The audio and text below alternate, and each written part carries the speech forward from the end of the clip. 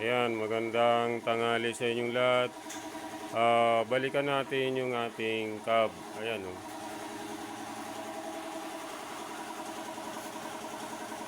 Yung cab, ito yung nalusong sa baha. Ayan. Naibaba na yung kanyang makina. Ayan. Ito yung naging problema ng kanyang engine.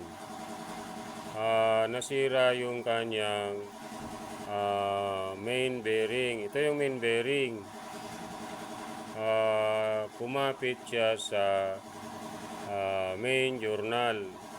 Ibig sabihin, nanikit, nasira din yung kanyang main journal. Yung kanyang crankshaft, nasira. Ang lalim ng uka. Then yung kanyang connecting rod, ganun din. Yung bearing ng connecting rod, kumapit din. Yun yung naging problema ng engine ng cab.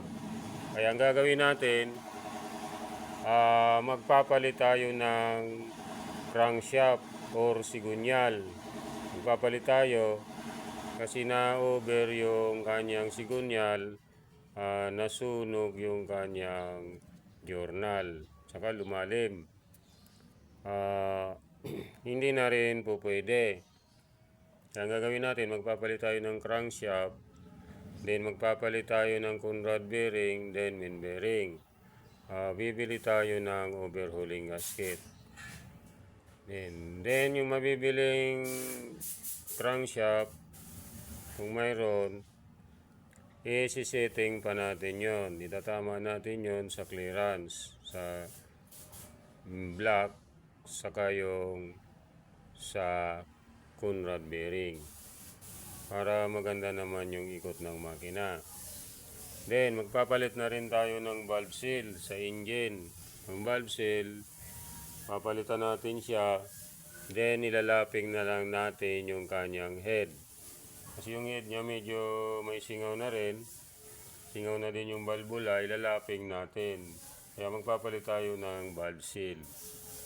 Then magpapahinang tayo ng timing cover. Ito yung timing cover, oh. Yung timing cover, may crack. May crack siya sa gilid. Ayan, oh.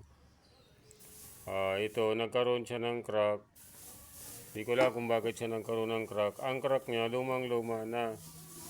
Kaya ang gagawin natin, ipapahinang natin to doon sa machining. Pahinang natin ng alloy. Alloy metal ang gagamitin. Pinapakambas ko na nga kay Boy, pati yung pisa pinapakambas ko na kay Boy kung magkano aabutin. Bali ang labas nito, magiging general overhauling. First time tayo magagawa nito na unit na ito. Magkakambas muna ng pisa para dito sa cab. Then magpapalit din tayo ng water pump. Sira na rin yung kanyang water pump. Hindi na siya mapihit ng gaano, stock up na yung kanyang bearing. Ayan, sasama natin yan doon sa ikakambas ni Boy Boy na pyesa. Ayan yung update ko para sa cab. Yan yung naging result ng nalulubog sa baha.